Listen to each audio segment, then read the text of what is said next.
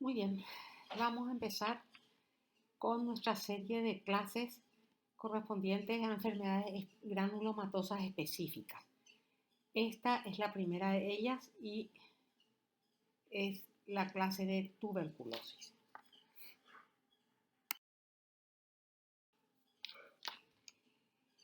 La tuberculosis es una enfermedad crónica contagiosa causada por el Mycobacterium tuberculosis. Las características que tiene el parásito, el Mycobacterium tuberculoso, hace que sea una bacteria muy difícil de controlar, provocando la enfermedad más extendida y mortal de todos los tiempos. Compromete muy frecuentemente los pulmones, pero puede afectar cualquier órgano.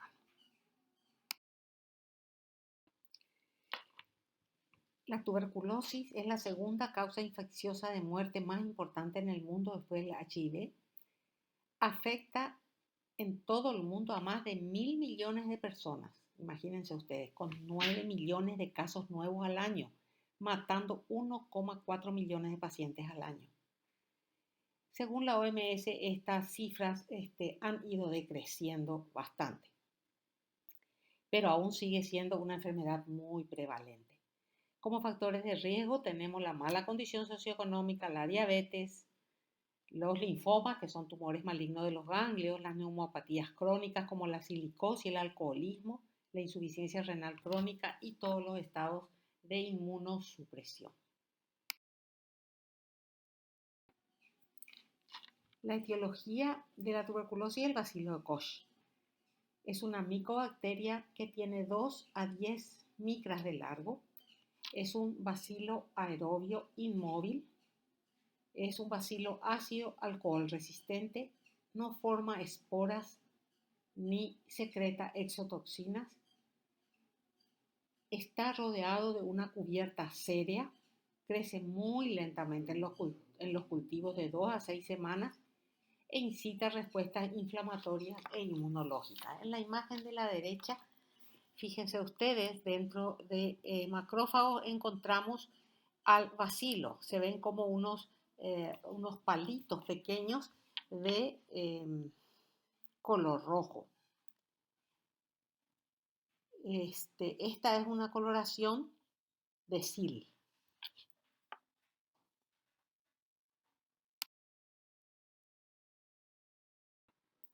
Hay varias especies de Mycobacterium.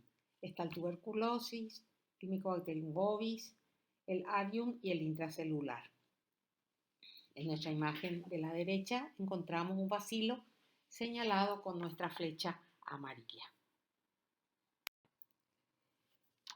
¿En qué se basa la patogenicidad del bacilo de Koch?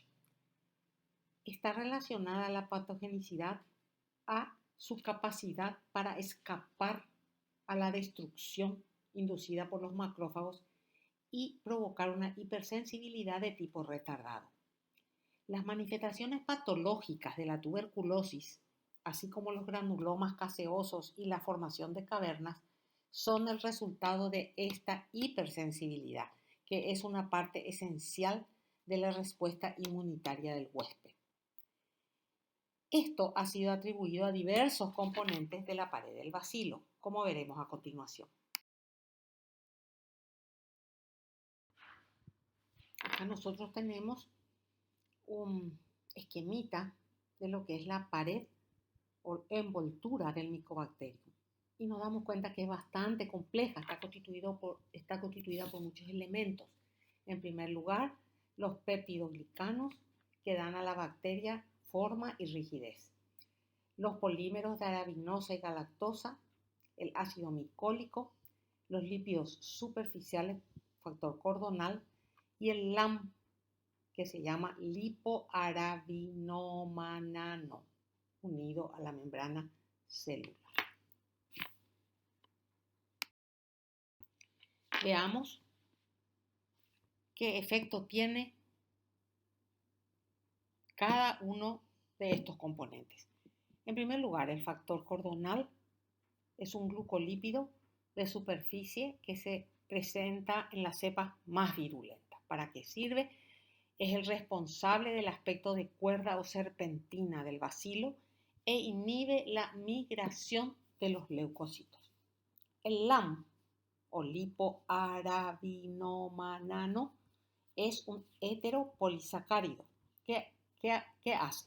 Inhibe la activación de los macrófagos por el interferón gamma, induce la secreción de factor de necrosis tumoral por los macrófagos que causa fiebre, pérdida de peso y lesión tisular, induce a la formación de la interleuquina 6, que suprime la proliferación de las células T. ¿Y qué hace el ácido micólico? Es responsable de la ácido alcohol resistencia de las coloraciones y además está relacionado con la virulencia.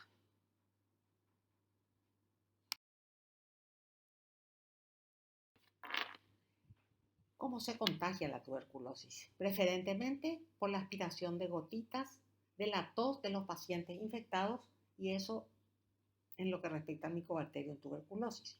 En lo que respecta al Mycobacterium bovis, la contaminación es por leche de vaca contaminada que produce lesiones primarias en el tubo digestivo y en las amígdalas. Con respecto a la patogenia de la tuberculosis, la patogenia de la tuberculosis en una persona virgen, inmunocompetente, depende del desarrollo de una inmunidad celular. Esta inmunidad celular le va a dar resistencia a las bacterias y va a dar lugar al desarrollo de una hipersensibilidad frente a los antígenos tuberculosos.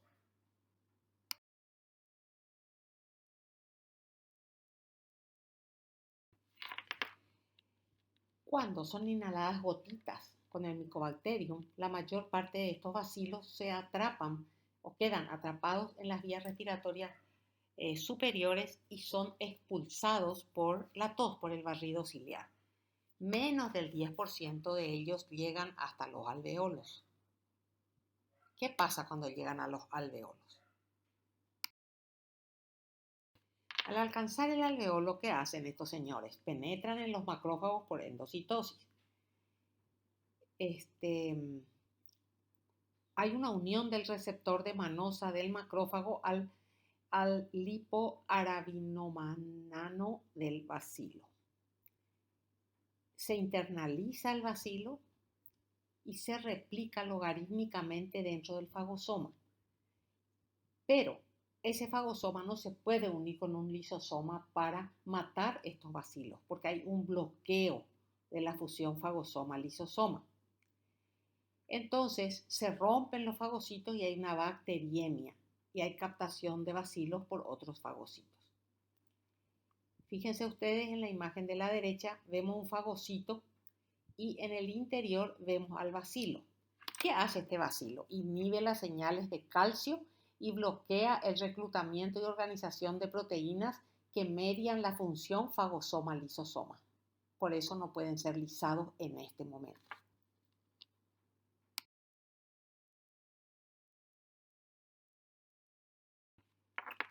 Acá tenemos un esquema del libro de ustedes donde nos muestra la infección por la microbacteria y la unión, en el dibujo de la izquierda, la unión de esos receptores que tiene la micobacteria, manosa, C3b, etc., con receptores de manosa, CR3 y otros que tienen los macrófagos alveolares.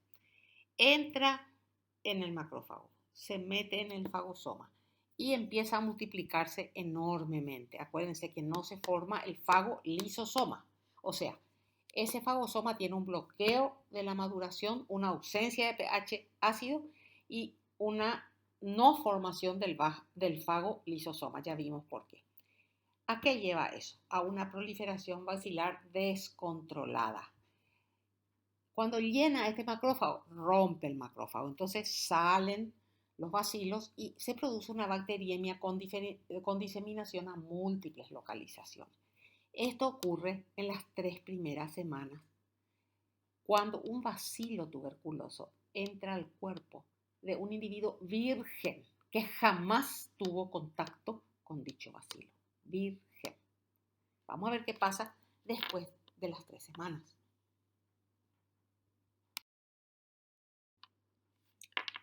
Acá tenemos el famoso esquema de la formación del granuloma que ya vimos varias veces. Volvamos a describirlo con mayor detalle ahora.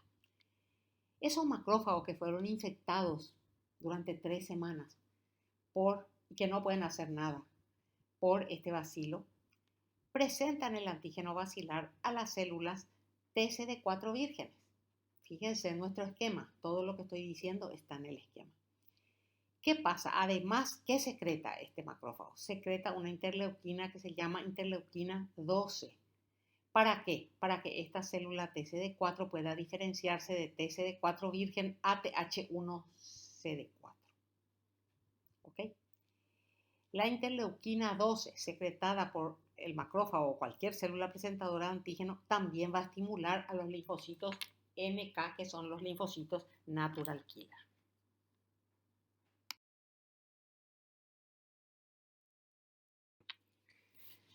Muy bien. Esta misma célula TH1CD4, tan importante para la formación del granuloma, secreta interleuquina 2. Fíjense cómo está la flecha de la interleuquina 2. ¿Para qué secreta eso? Para ver una proliferación autócrina y parácrina de linfocitos. Se autoestimula, ¿se dan cuenta? ¿Qué más secreta? Secreta factor de necrosis tumoral que actúa sobre las células endoteliales. ¿Qué hace sobre las células endoteliales? Hace que éstas se contraigan, haya un aumento de la vasodilatación, que las células endoteliales tengan un aumento de expresión de moléculas de adhesión para que puedan unirse a ellas los monocitos y puedan salir de los vasos los monocitos y reclutarse en el tejido conjuntivo extravascular. Habíamos dicho que la interleuquina 12, secretada por la célula presentadora de antígeno, también estimula las células NK, los linfocitos natural killer.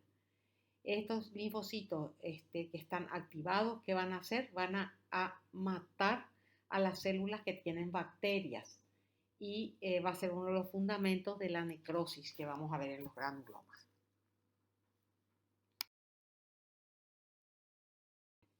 Nuestro amigo, el linfocito T H1CD4, ¿qué más secreta? Secreta interferón gamma.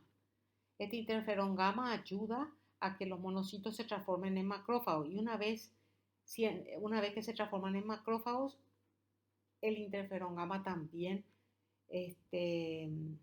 interviene en la activación macrofágica, en el estímulo de la formación del fagolisosoma, en el estímulo de la expresión de sintasa de óxido nítrico, que va a llevar a la producción de óxido nítrico, a la generación de intermediarios de nitrógeno reactivos y, por último, a la destrucción oxidativa de las micobacterias. Imagínense ustedes qué difícil debe ser para un paciente con VIH con bajo conteo de linfocitos TCD4 afrontar infecciones de este tipo.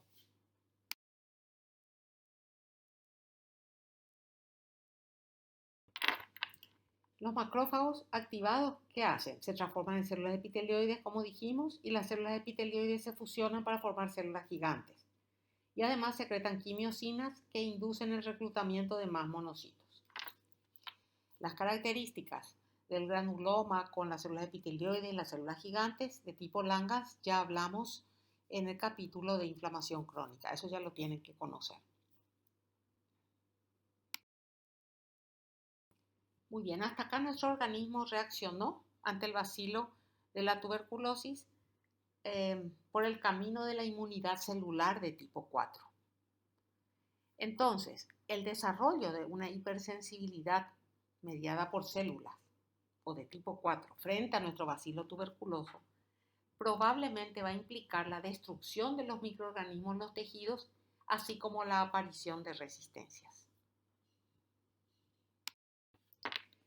Si nosotros queremos saber si un paciente, una persona, ha estado en contacto con el bacilo de la tuberculosis, esté o no enferma,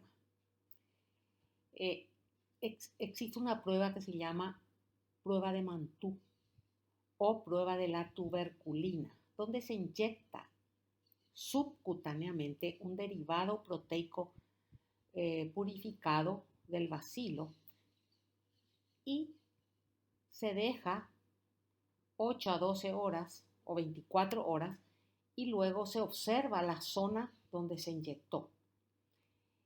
Si en esa zona, después de las 12 horas, 15 horas, no presenta nada, la piel sigue igual, ese paciente o persona no estuvo en contacto con el bacilo de la tuberculosis. O sea, es una prueba de tuberculina negativa. Si el paciente estuvo en contacto con el bacilo de la tuberculosis, esté enfermo de tuberculosis o no esté enfermo de tuberculosis, entonces va a aparecer un enrojecimiento e induración de la zona donde le inyectamos el derivado proteico purificado y esa induración va a comenzar a las 8 a 12 horas y su pico va a estar entre las 24 y 72 horas. Esa positividad me va a indicar que el paciente alguna vez tuvo un contacto con el bacilo, aunque ahora esté sano o esté enfermo. Cuando el paciente está en una primoinfección, o sea, en la primera infección,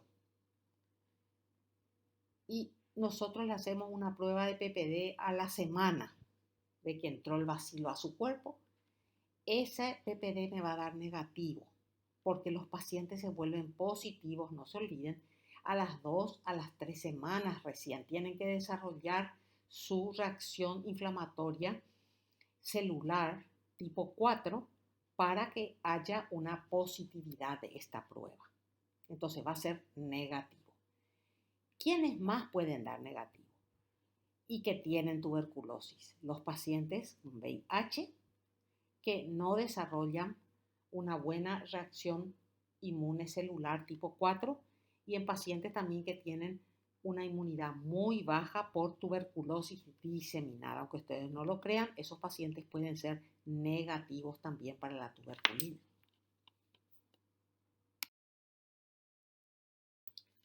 La lesión anatomopatológica característica de la tuberculosis es un granuloma con o sin necrosis caseosa y células gigantes de Langhans, que ustedes ya conocen.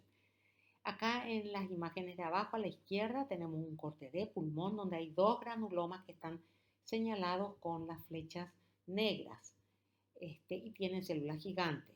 El granuloma de la derecha es con acercamiento y tiene necrosis caseosa central.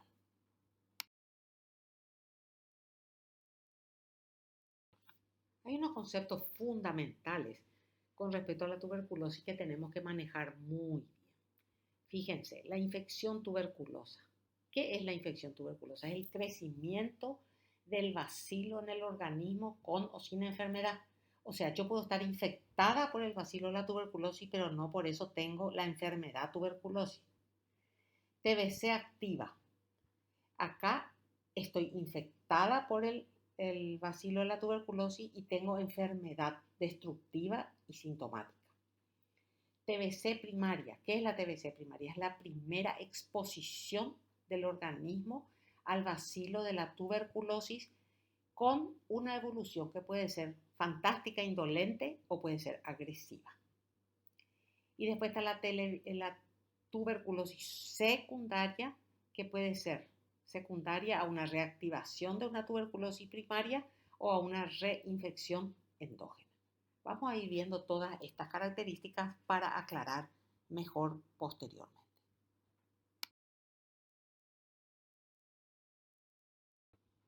Vamos a empezar con la tuberculosis primaria. La tuberculosis que se produce con el primer contacto con el bacilo.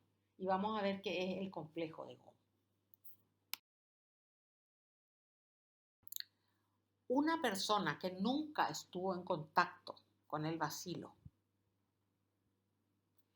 o sea, virgen de ese bacilo y por lo tanto no sensibilizada y que tiene una entrada del bacilo tuberculoso, desarrolla una tuberculosis primaria. Normalmente el origen del microorganismo es exógeno, viene de afuera. el 5% de estos pacientes va a desarrollar una enfermedad clínicamente significativa y en la mayoría de los pacientes la infección pasa totalmente desapercibida. Puede ser un paciente que tiene una infección primaria y se presenta como una gripe, cree que es una gripe, le dura una semana y se acabó, ya tuvo su tuberculosis primaria. Eso es el 95% de los casos. Pero muchos pacientes que tienen inmunidad baja o que son desnutridos o alcohólicos o lo que fuera, esa tuberculosis primaria va a ser una enfermedad clínicamente significativa que va a poder tener complicaciones.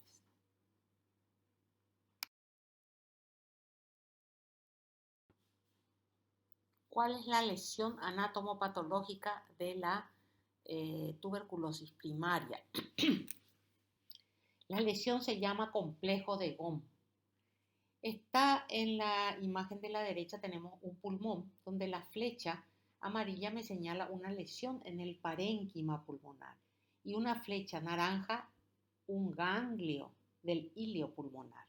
Los dos tienen similares aspectos, los dos son focos de tuberculosis. Eso es el complejo de Gom, esa lesión pulmonar sumada a la lesión ganglionar. La lesión pulmonar suele ser pequeña, de 1 a 1,5 centímetros de diámetro y generalmente está debajo de la pleura, o sea, es subpleural. Y suele estar en la parte superior del lóbulo inferior o en la inferior del lóbulo superior. Histológicamente se presenta como granulomas clásicos con o sin necrosis. Durante las primeras semanas también se produce diseminación linfática y hematógena a otras partes del cuerpo. Este paciente antes de los 15 días va a ser este paciente en contacto con el bacilo tuberculoso antes de los 15 días va a ser PPD negativo. Una vez que se formaron los granulomas y se produjo la lesión o el complejo de Gom, este paciente va a ser PPD positivo. En la imagen de la izquierda tenemos lo mismo que el de la derecha en forma esquemática. Los ganglios agrandados y el foco de Gom, que es el foco granulomatoso en pleno espesor del parénquima pulmonar.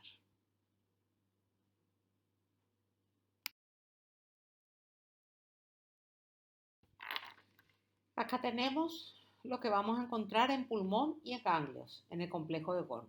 Típicos granulomas inmunitarios gigantocelulares con o sin necrosis, tanto en el pulmón como en el ganglio examinado. Vamos a encontrar estos cambios histológicos. Vamos a ver ahora entonces cómo va a evolucionar la tuberculosis primaria. Acá tenemos un lindo esquema de la evolución de la tuberculosis primaria. Es una imagen del libro de ustedes. Concentrémonos en la parte izquierda de la imagen, donde nos muestra abajo a la izquierda una infección primaria que produce un complejo primario, ¿verdad? El famoso complejo de Gom. Se observa el pulmón con el ganglio y la lesión pulmonar. ¿Cuál es la evolución de este complejo primario? Una evolución hacia arriba, estamos viendo lesiones curadas, queda fibrosis, una cicatriz con fibrosis puede tener calcificación y los organismos no viables, o sea, murieron todos los gérmenes. Otra evolución puede ser que quede una lesión latente. Los organismos quedan latentes, pulmonares o extrapulmonares. No hay actividad de enfermedad tuberculosis, pero sí quedan organismos latentes tanto en el pulmón o en otros órganos. Esa es la segunda evolución. Tercera evolución, más acá a la derecha, es la tuberculosis primaria progresiva. La tuberculosis primaria progresiva que puede dar una diseminación hematógena masiva llevando a lo que se llama tuberculosis miliar y que afecta al hígado y al vaso, cualquier órgano, pero hígado y vaso especialmente. Vamos a ver características de esa tuberculosis primaria progresiva enseguida.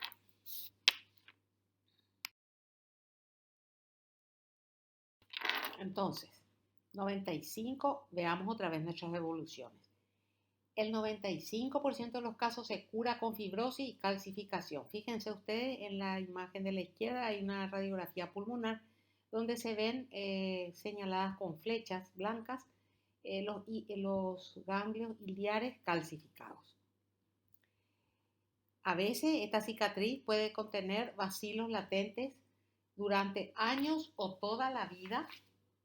Son las llamadas lesiones latentes con nidos de reactivación. Puede nunca reactivarse o puede reactivarse en algunas situaciones. Esa es una evolución. Muy bien. Entonces, otra evolución habíamos dicho que era la tuberculosis primaria progresiva. No se cura. Entonces empieza a evolucionar esa tuberculosis primaria. Hay la lesión pulmonar se agranda. Entonces hay una consolidación pulmonar de tipo neumónico en lóbulos medio e inferior y agrandamiento de ganglios ileares.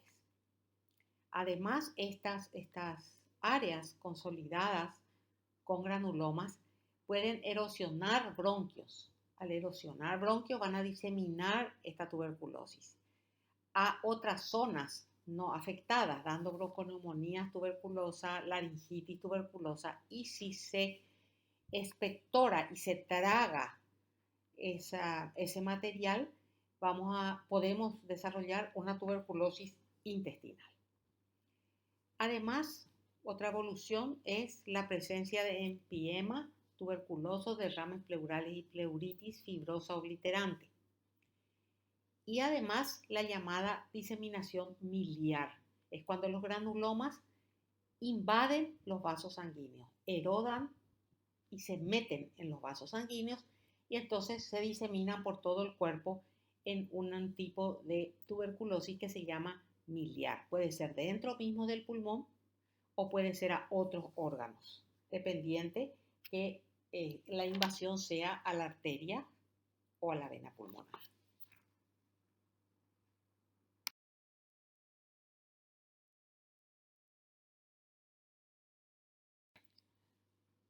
La tuberculosis primaria progresiva puede evolucionar a una tuberculosis pulmonar miliar o una tuberculosis miliar en todo el cuerpo, ¿verdad? En muchos órganos, por lo menos. ¿Por qué ocurre una tuberculosis miliar? Porque el granuloma con sus bacilos rompen pequeños vasos sanguíneos, ramas de la arteria pulmonar o de la vena pulmonar, y a través de la sangre llegan los bacilos a distintas zonas del cuerpo, anidando en ellas y produciendo entonces lo que se llama TBC miliar. Acá tenemos un esquema a la izquierda donde nos muestra el pulmón, el hígado, riñón, no sé qué más, con múltiples puntitos. ¿Qué son esos puntitos? Esos son los granulomas. Se presentan como lesiones muy pequeñitas, algunas separadas, otras confluentes en toda la superficie del órgano afectado. En la imagen de la derecha observamos un pulmón y las flechas amarillas nos están mostrando las pequeñas lesiones, ¿verdad? Como granos de arroz irregularmente distribuidas en toda la superficie.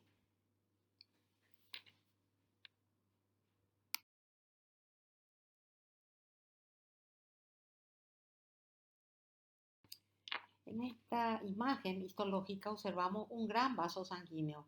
La flecha celeste me está mostrando la pared del vaso y dentro de la luz del vaso hay restos de un granuloma, inclusive una célula gigante multinucleada de Langhans. Es así como se disemina la tuberculosis por vía sanguínea.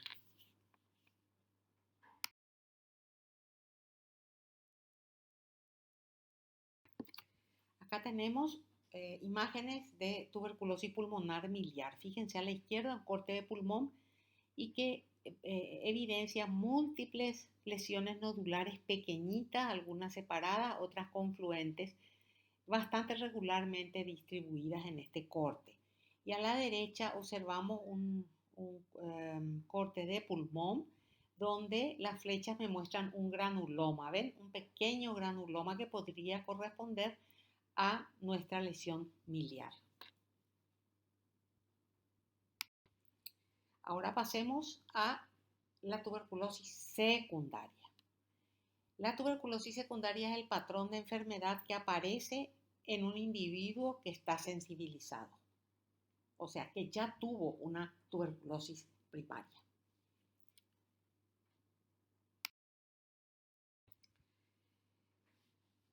Ahora tenemos a la tuberculosis secundaria, ¿ok?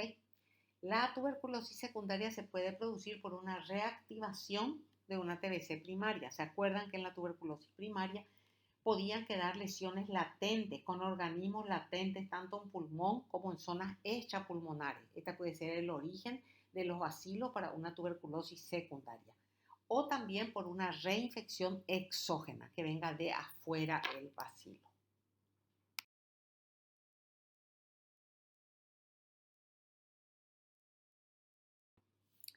Muy bien, volvamos al mismo esquema que vimos para tuberculosis primaria, pero acá vamos a ver el lado derecho de la imagen. En el medio tenemos un cuadrito que nos muestra la tuberculosis secundaria que puede entonces producirse por una reactivación de lesiones latentes o una reinfección externa. ¿Qué produce? Produce en el pulmón lesiones destructivas localizadas con calcificación y también fuera del pulmón produce lesiones de ese tipo. Y esa puede curarse porque el paciente siguió tratamiento o puede ir a una tuberculosis secundaria progresiva con diseminación hematógena masiva y tuberculosis miliar de varios órganos. Las lesiones macroscópicas de la tuberculosis secundaria en el pulmón son algo diferentes. ¿Por qué? Porque las lesiones se localizan en el vértice del pulmón y se acompañan de extensa necrosis y conformación de cavernas. Hay mucha necrosis porque hay una respuesta tisular rápida y marcada que tiende a aislar el foco de la infección. Y en estos casos la afectación ganglionar es menos prominente. Acá tenemos dos cortes de pulmón donde se observan lesiones en el vértice pulmonar. En la imagen de la izquierda, marcado con la flecha roja, encontramos una caverna. Y rodeando en casi toda la superficie del órgano, observamos áreas nodulares, irregulares, de límites poco netos, confluentes, de color gris blanquecino, también correspondientes a la tuberculosis. En el lado de la derecha, o sea, en la imagen de la derecha, observamos otro corte de pulmón y la flecha amarilla me está señalando una lesión compacta, blanquecina, de límites poco netos. Esta es una lesión de vértice pulmonar sin cavitación.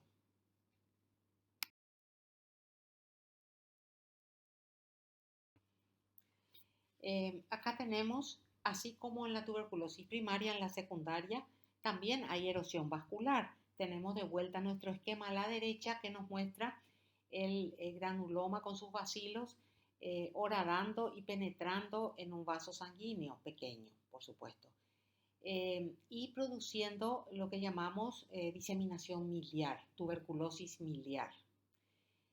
A la izquierda abajo tenemos una radiografía de un pulmón donde nos muestra múltiples nódulos muy pequeñitos, algunos aislados, otros confluentes, correspondientes a la imagen radiológica de una tuberculosis miliar. Otra imagen de pulmón donde a la izquierda la macroscopía, la flecha nos muestra un nodulito pequeño de tuberculosis miliar. Toda la superficie tiene el mismo aspecto, con nódulos un poco más grandes y más pequeños. A la derecha tenemos un corte de pulmón donde se observa un granuloma que no presenta necrosis y no veo tampoco células gigantes. Abajo encontramos un granuloma donde en el centro hay una célula gigante multinucleada de Langerhans. Hay abundante cantidad de células epitelioides y por fuera se observa el collar linfocítico. Acá tenemos una diseminación miliar de tuberculosis a la izquierda en un riñón visto desde la superficie externa y a la derecha un corte de bazo, donde la flecha verde muestra la gran cantidad de pequeños nódulos de color gris blanquecino.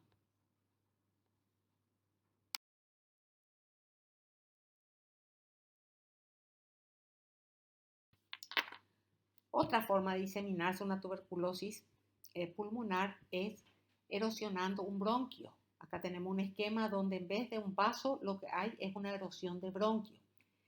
Al haber una erosión bronquial, se puede producir lo que llamamos una bronconeumonía. Fíjense ustedes que por vía bronquial van a llegar a los lóbulos inferiores de los pulmones y van a ocasionar lesiones irregulares numulares más grandes que los de la tuberculosis miliar.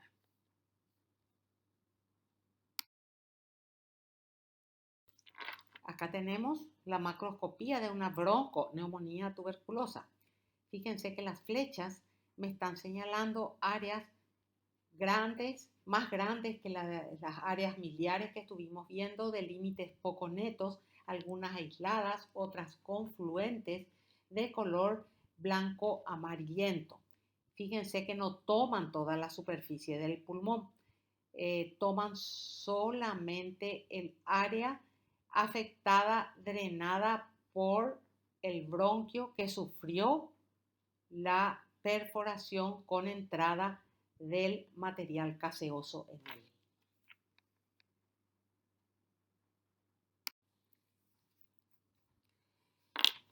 Todo el campo está ocupado por un gran granuloma que tiene necrosis en el centro, células epitelioides en la periferia, varias células gigantes y algo de linfocitos en la periferia, un típico granuloma de la tuberculosis.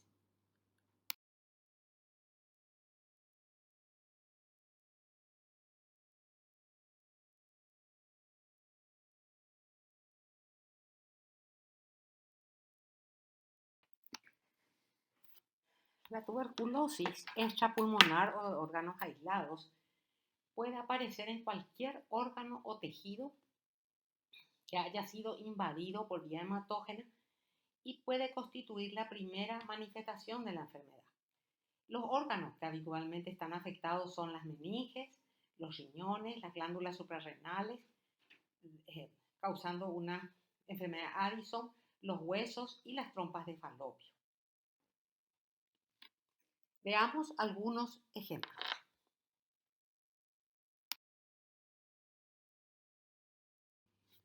La tuberculosis intestinal se produce por la ingestión de bacterias o por la tragada de esputo contaminado. La zona más frecuentemente afectada es la región ileocecal, no se olviden.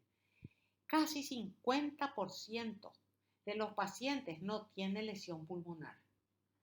Las formas anatomopatológicas que podemos encontrar en el intestino son la forma ulcerada, se presenta como una úlcera transversal que puede ser única o puede ser múltiple, o como una forma hipertrófica donde hay una reacción inflamatoria con mucha proliferación fibroblástica engrosando el espesor de la pared.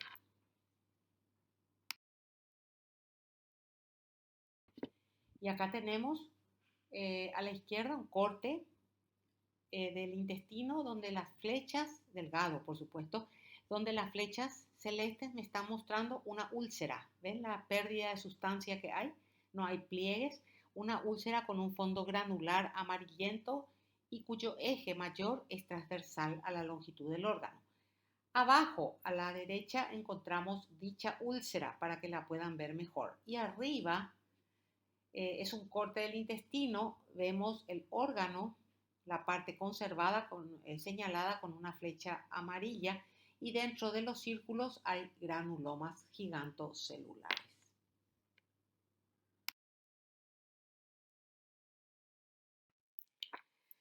La tuberculosis ganglionar se llama también escrófula. Acá tenemos dos pacientes con nódulos ganglionares en el cuello. Es muy frecuente en niños y en pacientes que tienen VIH. Esta es la forma más frecuente de tuberculosis extrapulmonar.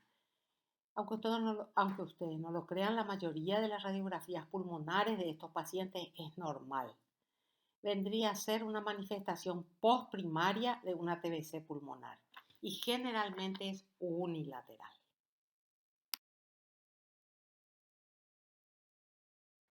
Acá tenemos una imagen de una tuberculosis ganglionar. Fíjense, hay dos granulomas nada más que están marcados con los círculos, pero está lleno de granulomas con abundante cantidad de células gigantes de tipo Langhans muy típicas. En los granulomas no se ve mucha necrosis, como podrán ver.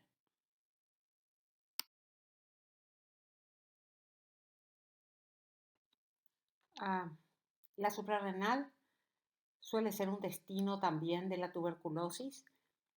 Acá tenemos dos suprarrenales a la izquierda que son normales y a la derecha con nódulos blanquecinos, amarillentos de límites difusos y que histológicamente corresponden a una lesión granulomatosa tuberculosa.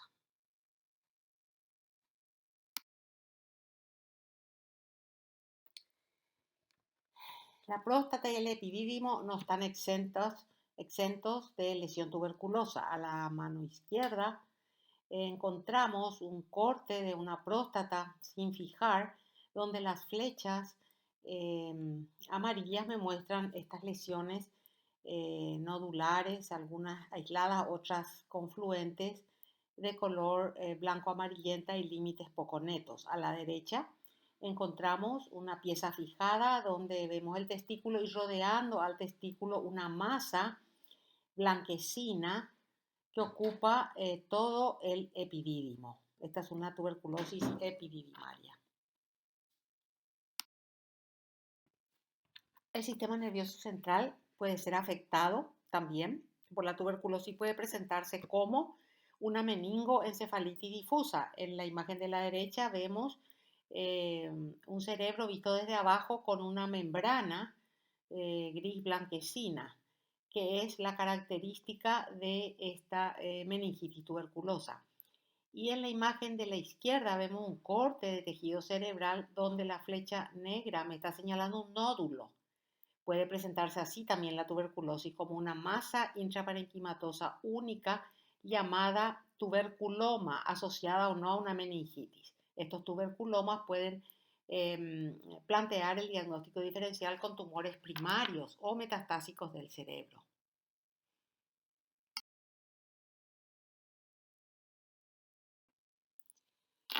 La tuberculosis osteoarticular es otro ejemplo. Guarda relación con reactivación de focos hematógenos o con diseminación que proceden de ganglios linfáticos paravertebrales próximos.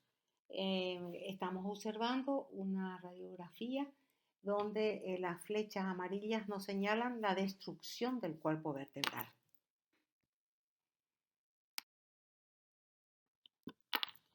Y eso es todo para nuestra clase de hoy sobre tuberculosis. Muchas gracias.